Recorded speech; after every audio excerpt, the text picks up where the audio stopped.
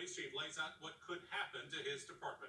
Good evening, everybody. I'm Chris Katz. I'm Laura Moritz. If implemented, those proposed cuts would be approved in May of 2021. Now, Kansas City Police Chief Rick Smith tells me 11% of the police budget could be cut under this city proposal, including personnel, salaries, and benefits. That could potentially slow down response times and leave vacant positions open. I sat down with Chief Smith this afternoon to talk about what his department would look like and how it would serve the community if $26 million was taken away.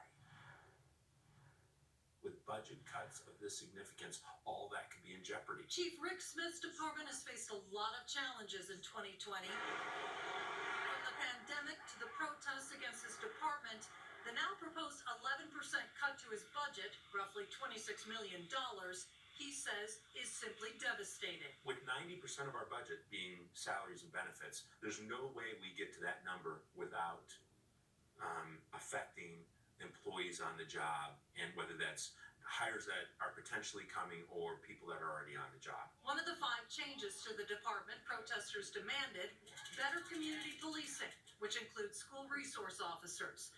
Those positions could be cut under this proposal too. This is an introduction to law enforcement to children at a young age, and it shows a positive role model. For that fact alone, we're making some progress, right? We're getting officers in front of kids, and they're having that interaction in the classroom. More diverse officers was also a demand protesters wanted.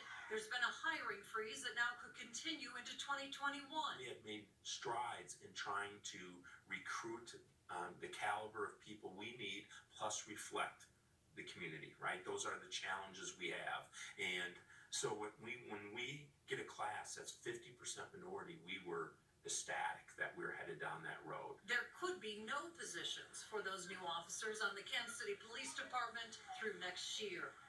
The chief says it still comes down to one simple fact: people still need the police. People are still calling and asking for our help every day, just like they were before all of this. And I say to them, we still have a job to do here, and it's just as important today as it was 6 months ago.